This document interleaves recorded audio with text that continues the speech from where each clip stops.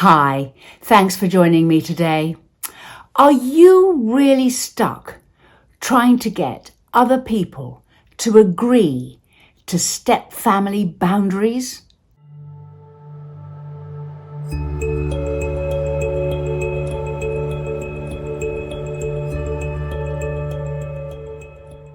Subscribe to my channel and hit the notification bell, and I'll let you know every time I post.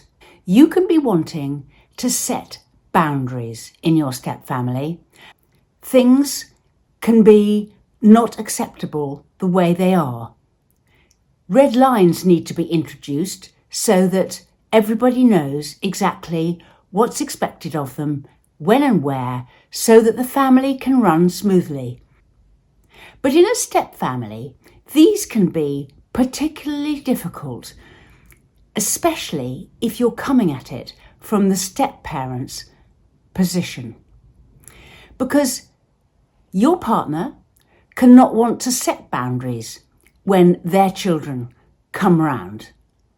They want to be the free and easy, happy-go-lucky, everybody's having a good time, or they may have some kind of regret or guilt from what happened in the past, but either way, they don't want boundaries and people to have to do things in any way that they don't want to.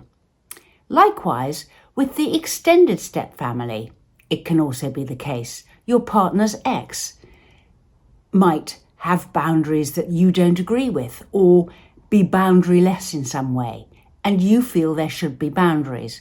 There are all sorts of reasons why boundaries are a good idea. But if, as a step parent, you try and insist on these boundaries, you can find it much, much more difficult than you can in other family types. Because you and your partner aren't necessarily in agreement about this. You and your partner might be thinking very differently. So, in a step family, this becomes quite a difficult position. Where you'd expect to get normal agreement to normal stuff, in step families, sometimes that doesn't happen. But there is, in a step family, another way that perhaps you can look at this, and that is set the boundaries that you would like to set for yourself. So, you want certain things to happen, you want certain things to be boundaried, you don't want certain other things to happen.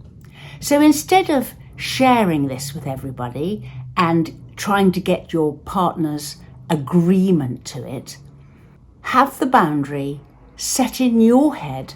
You know what you want, and you set about keeping those boundaries regardless of anybody else even really knowing about them. You can express them, but actually you have the boundaries, you are the keeper of the boundaries, you know what you want.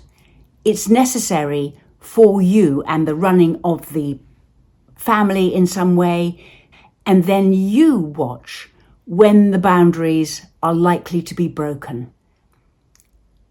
And you take action when you see that they are being broken, so that, you say, well, we're not doing that now, or this isn't where that goes, or no, not in this house, that's not going to happen. It's kind of like, instead of getting your partner or anybody else in the family's buy-in, they may know about the boundary, but you take responsibility for it and do the keeping of it.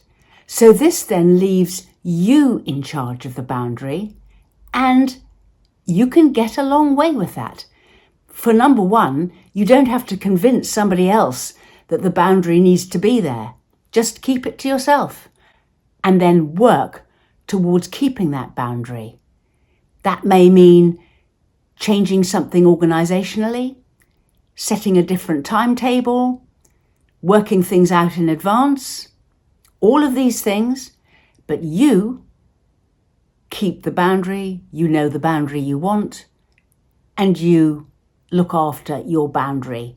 And this means that you don't have to always get your partner's buy-in to this boundary before you decide to keep it. You can get a long way just keeping those boundaries yourself and not sharing them with everybody, but just being aware of what those boundaries are. There's a huge benefit in working out what those boundaries are for you and your step family, and you keeping them. We run workshops, sessions, an email response service, and we write booklets. Look in the description box below for links to our media and website.